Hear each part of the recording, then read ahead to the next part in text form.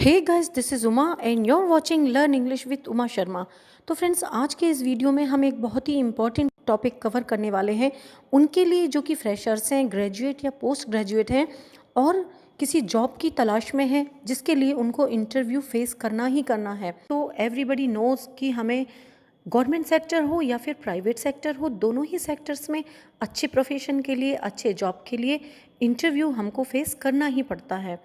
तो friends, interview में किस तरह के क्वेश्चन आंसर पूछे जाते हैं, इस वीडियो से आपको इस चीज़ का काफ़ी आइडिया लग जाएगा। मेरी नेक्स्ट वीडियो इंटरव्यू से रिलेटेड कुछ ऐसे एग्जैक्ट क्वेश्चंस के बारे में आने वाली है जो कि इंटरव्यू में 99% पूछे ही जाते हैं।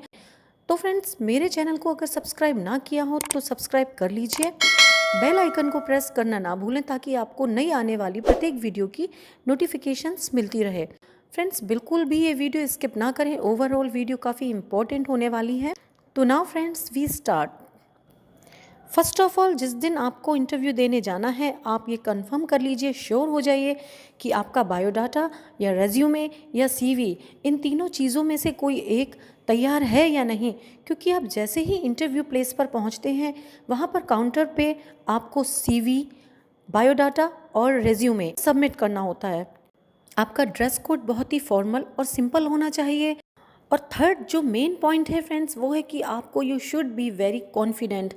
इंटरव्यू से पहले कुछ दिन अपने आप को मिरर में देखकर बोलने की और बात करने की प्रैक्टिस कर सकते हैं। जिस कंपनी में आप या जिस स्कूल में इंटरव्यू देने जा रहे हैं, उसकी संबंधित जानकारी आप नेट से पूरी सर्च कर सकते हैं, जैसे कि उसका स्थापना वर्ष, उसका संघर्ष, उस कंपनी को मिलने वाले अवार्ड्स, उसकी अचीवमेंट्स, इन सब बारे में, उसका ओनर कौन है, इन सारे पॉइंट्स पर अगर आप अपनी नॉलेज अचीव कर लेते हैं तो ये आपके लिए बहुत ही बेस्ट पॉइंट रहेगा। इंटरव्यू लेने वाले को हम इंटरव्यूअर कहते हैं, यानी कि जो आपका इंटरव्यू लेने वाला है वो है इंटरव्यूअर और आप होंगे इंटरव्यूई। रूम में एंटर करने की परमिशन लेनी है, उसके बाद आपको ग्रीटिंग्स ज़रूर करने हैं, ग्रीटिंग्स करना ना भूलें। यदि सुबह 12 बजे तक का समय है तो आपको गुड मॉर्निंग सर बोलना है, यदि 12 से 5 तक का समय है तो आपको गुड आफ्टरनून सर बोलना है, और यदि 5 बजे के बाद का समय है तो आपको गुड इवनिंग सर बोलना है। उसके बाद आप अपने क्वेश्चन आंसर स्टार्ट कर सकते हैं। नाउ फ्रेंड्स, हम इंटरव्यू क्वेश्चन आंसर फॉर्मेट शुरू करते हैं। जो इंटरव्यूई है, यानी जिसको इंटरव्यू देना है, सपोज कीजिए शी इज़ निशा, उसका नाम निशा है और इंटरव्यू लेने वाला एक प्रिंसिपल है। निशा: सर, क्या मैं अंदर आ सकती हूँ? मे आई कम इन सर? मे आई कम इन सर? जी हाँ। Yes please come in. अंदर आइए। Yes please come in. Good morning sir. Nisha कहती है गुड मॉर्निंग सर। प्रिंसिपल कहता है गुड मॉर्निंग, प्लीज़ बैठिए। Good morning, please sit down. Good morning, please sit down. ध्यान रखें फ्रेंड्स, जब तक आपको इंटरव्यूअर बैठने को ना बोले तब तक आपको उसकी बिना परमिशन के बैठना नहीं है। और जब वो आपको बैठने को कहता है तो उसको थैंक्स कहना ना भूलें, क्योंकि ये बहुत ही फॉर्मल बोलचाल में और कहीं भी जाते वक्त ये हमारे एटिकेट्स कहलाते हैं। तो इनका ध्यान आपको हमेशा रखना है। एक बात का आपको और ध्यान रखना है, वो ये कि जब भी आप इंटरव्यूअर के सामने बैठते हैं, हमेशा जो भी सामान है उसको आप टेबल के ऊपर ना रख के जस्ट अपने बगल में कहीं टेबल के नीचे रख सकते हैं। कई लोग ऐसा करते हैं फ्रेंड्स कि इंटरव्यू देने जाते हैं और उनका बैग और जो कुछ भी सामान होता है वो टेबल पर ही रख देते हैं।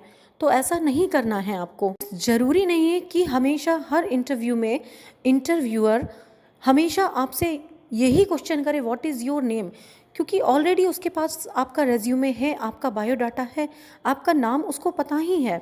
तो वो इस तरह से भी बोल सकता है tell me something about you, आप मुझे अपने बारे में कुछ बताएं, या may I know something about you, क्या मैं आपके बारे में कुछ जान सकता हूँ। या इस तरह से भी कह सकता है tell me a little about you, अपने बारे में थोड़ा सा बताएं। तो फ्रेंड्स, जितने भी क्वेश्चंस होंगे उनका मतलब एक ही होगा कि आपको अपने बारे में कुछ थोड़ा सा बताना है।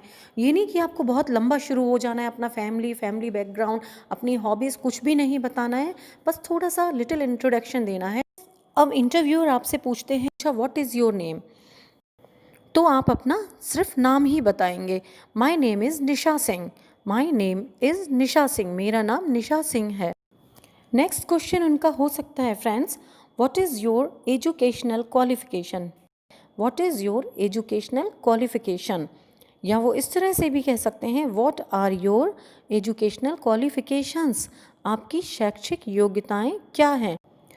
माई qualification is MSc in maths, मैंने गणित में MSc किया है।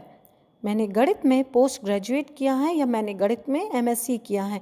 या आप इस तरह से भी कह सकते हैं, या आई have completed my post graduation in maths, मैंने अपना पोस्ट ग्रेजुएशन मैथ्स में कंप्लीट किया है। इंटरव्यूअर का नेक्स्ट क्वेश्चन हो सकता है, from which college and in which year you completed MSc, आपने किस कॉलेज से और किस साल MSc पूरा किया है।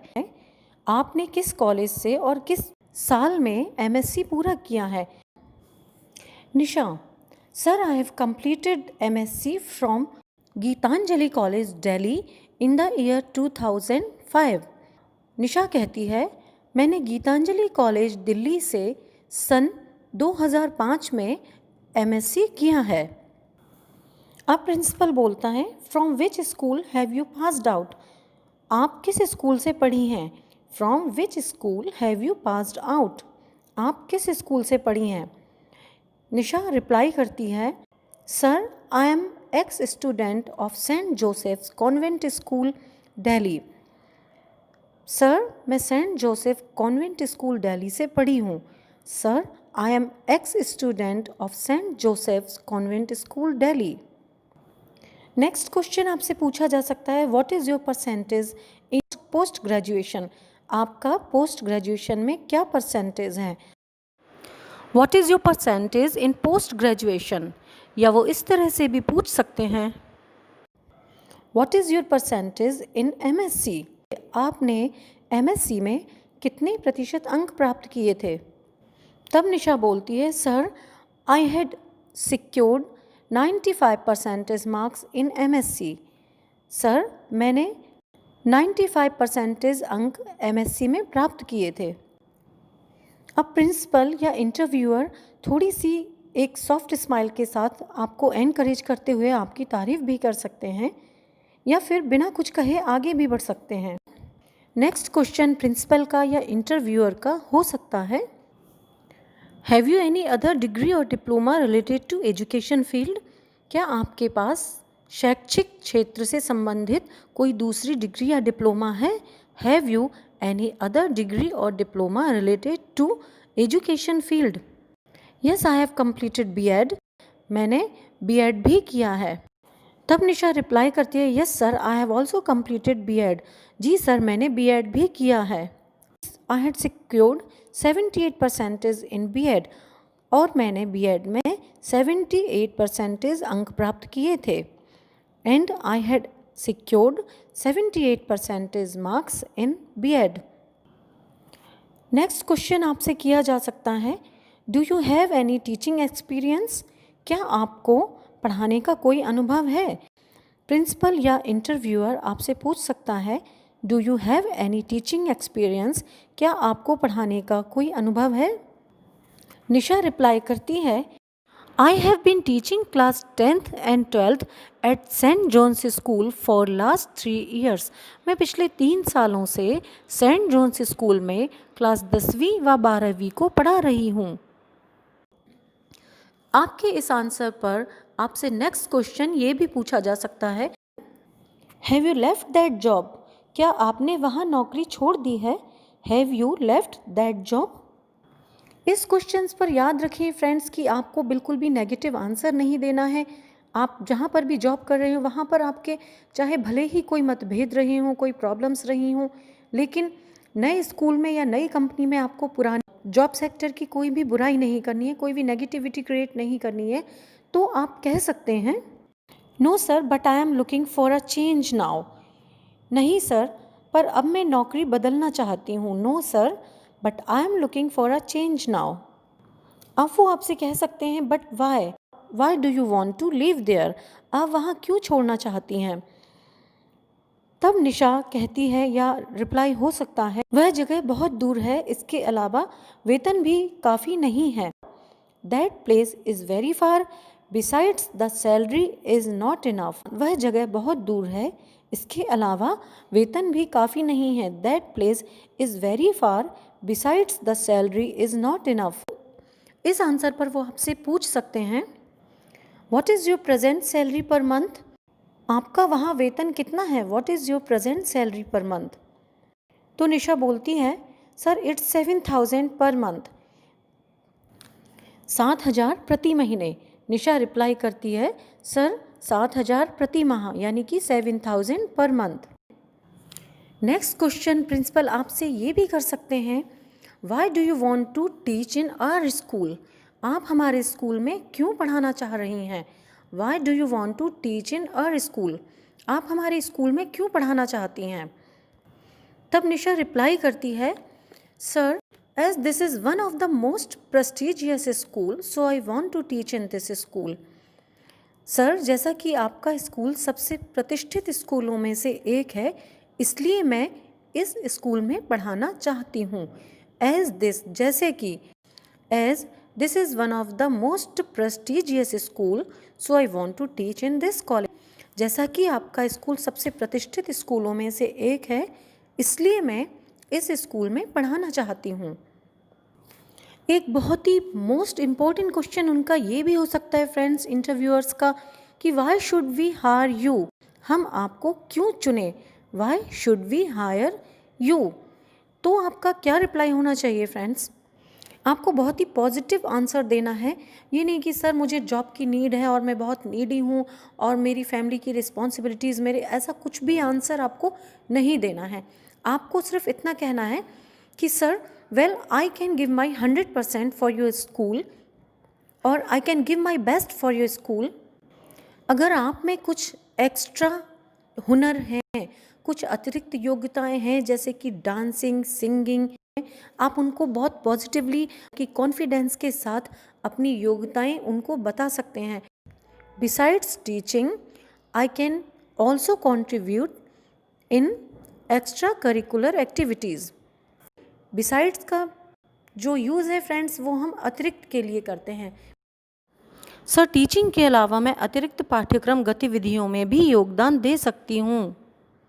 नेक्स्ट क्वेश्चन वो आपसे कर सकते हैं फ्रेंड्स, प्रिंसिपल आपसे कहता है, can you communicate in English? क्या आप इंग्लिश में अच्छी तरह से बातचीत कर सकती हैं? Can you communicate in English? क्या आप अंग्रेज़ी में बातचीत कर सकती हैं? तब निशा कहती है, जी हाँ बिल्कुल, of course I can, of course I can, जी हाँ बिल्कुल कर सकती हूँ, ऑफ कोर्स आई कैन। अब प्रिंसिपल आपसे पूछता है, so what salary do you expect? What salary do you expect? आप कितने वेतन की आशा रखती हैं? What salary do you expect? अब फ्रेंड्स इस क्वेश्चन के लिए आपको ऐसे नहीं कि सर कुछ भी दे दीजिए चलेगा, या मैं तो फ्रेशर हूँ कुछ भी चलेगा, या मैं तो मुझे ज़्यादा एक्सपीरियंस नहीं है, 3 साल का ही तो एक्सपीरियंस है, चलेगा। नहीं, अगर आप इस तरह का आंसर दे रहे हैं तो आप इंटरव्यूअर्स की नज़र में अपने आप को बहुत ही दीन, बहुत ही लाचार साबित कर सकते हैं कि आपको अपनी, या तो आपको अपनी योग्यताओं के बारे में नहीं पता है, आपको पहले से पता करके जाना है कि टीचर के लिए या किसी भी कंपनी में जहाँ आप अप्लाई कर रहे हैं वहाँ पर फ्रेशर्स के लिए पेमेंट स्केल क्या है। कुछ आपको अपनी नीड, अपनी नेसेसिटीज़, इन सबको देखते हुए और अपनी योग्यताओं, अपने वर्क की कैटेगरी को देखते हुए अपनी सैलरी बतानी है। तो निशा कहती है कि sir I expect at least 10,000 per month. निशा कहती है, मैं कम से कम 10,000 रुपये प्रति माह की उम्मीद रखती हूँ। I expect at least 10,000 per month. Next question principal का हो सकता है, वो कहते हैं, एक आखिरी पर बहुत अहम सवाल, आपको कभी कभी स्कूल में देर तक भी रुकना पड़ सकता है, क्या आप रुक सकती हैं? One last but very important question, a teacher may have to stay back late in school sometimes. Can you do that? A teacher may have to stay back late in school sometimes. Can you do that? इस question पर निशा answer देती है, जी केवल कभी कभी रुक सकती हूँ, हमेशा नहीं, मेरी भी कुछ जिम्मेदारियाँ हैं। Only once in a while, only once in a while, once in a while आप कभी कभी के लिए यूज़ कर सकते हैं, या आप चाहें तो समटाइम्स भी कह सकते हैं, समटाइम्स कभी कभी के लिए कह सकते हैं। अगर आप इंग्लिश को थोड़ा स्टैंडर्ड बना के बोलना चाहते हैं तो वंस इन अ वाइल भी कह सकते हैं। तो only once in a while sir, not always, I have some responsibilities. Principal या इंटरव्यूअर आपसे लास्ट में कहते हैं, ठीक है मिस निशा, इतना काफ़ी है, हम जल्द ही आपको बता देंगे। It is sufficient, we will let you know soon, हम आपको जल्द ही बताएंगे। निशा कहती है, थैंक यू सर, धन्यवाद सर, थैंक यू सर। और इस तरह से फ्रेंड्स उनको थैंक यू कह के, इंटरव्यूअर्स को थैंक यू कह के एक पॉजिटिव स्माइल लेके आपको रूम से निकलना है, वापस आना है। तो गाइज़ ये था आज का इंटरव्यू के लिए क्वेश्चन आंसर फॉर्मेट। आपको ये क्वेश्चन आंसर फॉर्मेट पर अच्छी प्रैक्टिस कीजिए, जहाँ पर भी आपको इंटरव्यू देने जाना है बिल्कुल कॉन्फिडेंस के साथ पूरी तैयारी कीजिए। यदि आप इस क्वेश्चन आंसर फॉर्मेट के अकॉर्डिंग अपनी तैयारी करते हैं पूरी, हाँ ये ज़रूर है कि आपकी डिग्री, आपके डिप्लोमा अलग अलग सेक्टर के अकॉर्डिंग या अलग अलग सब्जेक्ट के रिगार्डिंग, अलग अलग स्ट्रीम के रिगार्डिंग अलग अलग हो सकते हैं, लेकिन क्वेश्चन आंसर का फॉर्मेट लगभग यही होता है। तो फ्रेंड्स इस इंटरव्यू क्वेश्चन आंसर फॉर्मेट की तैयारी ठीक से करें। अगर आपने मेरे चैनल को सब्सक्राइब नहीं किया है तो इसको ज़रूर सब्सक्राइब करें, ताकि आपको अच्छे से अच्छे वीडियो देखने को मिलते रहें, और इनको शेयर अवश्य करें। अगर ये आपके लिए यूज़फुल हैं तो औरों के लिए भी यूज़फुल हो सकते हैं फ्रेंड्स। और जो भी आपके कन्फ्यूजन्स हैं, डाउट्स हैं, उनको कमेंट बॉक्स में लिखिए। मिलते हैं नेक्स्ट वीडियो में, तब तक के लिए बाय फ्रेंड्स।